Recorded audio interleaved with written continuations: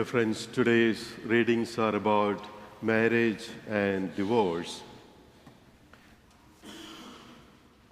There was an interesting experience about a few years ago.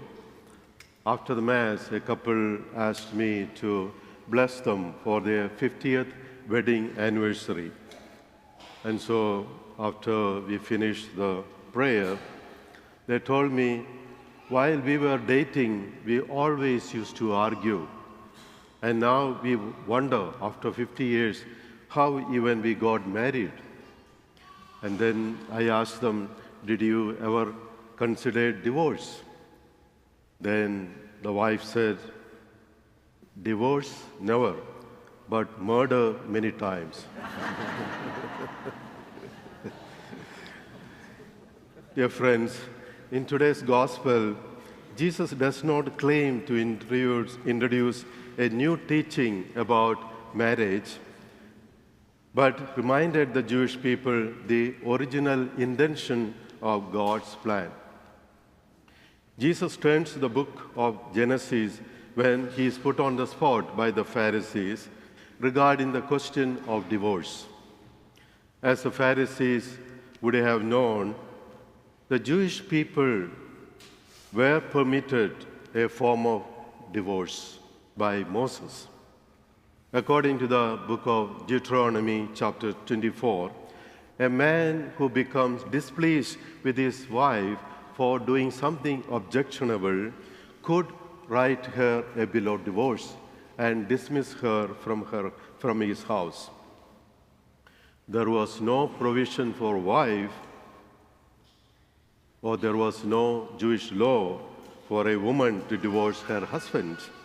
It was a law which left the women very vulnerable in that society. Jesus also explains that Moses' permission for divorce was only a temporary concession to control the growing rate of divorce even in his time. It was because of the hardness of their heart that Moses allowed such a concession. But by denying man's right to divorce, Jesus places the husband and wife on the equal footing in marriage. They are equal partners in this, and that's why he upholds the permanency and sanctity of marriage as God intended, as we heard in the first reading. In fact, Jesus declares that what the law allows is not actually what God wills. When the Pharisees asked Jesus about divorce, Jesus responded by placing the focus on marriage, not on divorce. His vision of marriage is of a profound union between a man and a woman, a communion of faithful love.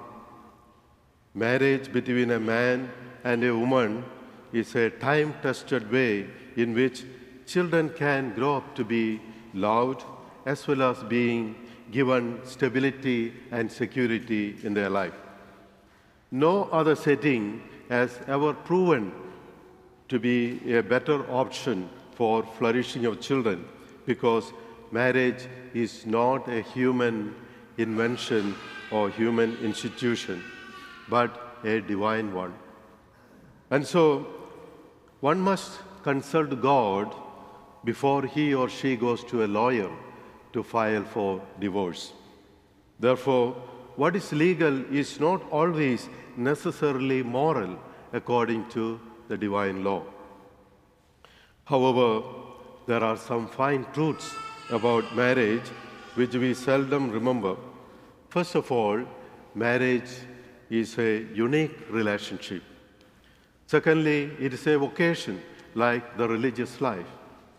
Finally, it is a commitment. We all are involved in different kinds of relationships in life. Some are strong, some weak. Some others are temporary, and still others are lasting. The Bible speaks of many different kinds of relationships, such as a teacher and student, king and his people or subjects, the landlord and tenant, but these are not permanent in nature. Yet the book of Genesis goes to the start of very creation to mention the relationship between a man and woman, or a husband and wife. This is a unique relationship created by God that is not a result of human convention or legislation like many other relationships we have. All other relationships come and go. They are like contracts. They may have an expiry date. Whereas in marriage, two people promise to be faithful to each other until death, no matter what happens. This is the foundation of a family, in which the vow of fidelity to one person results in the sacred gift of life.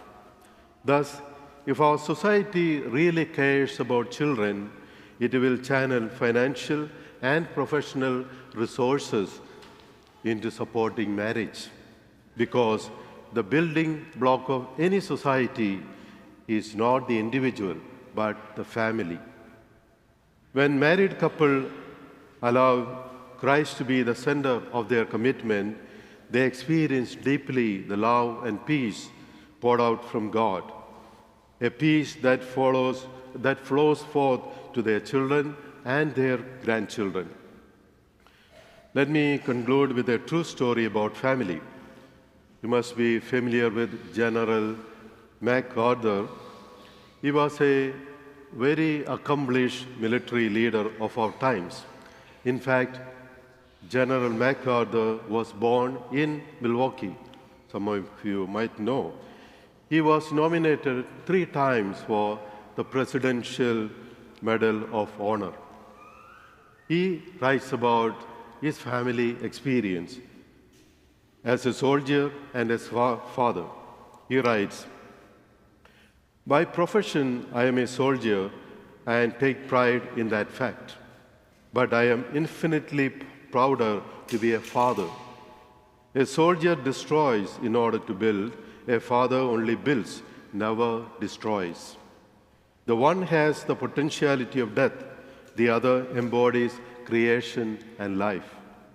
It is my hope that my son, when I am gone, will remember me not from the battleground, but in the home, repeating with him our simple daily prayer, Our Father."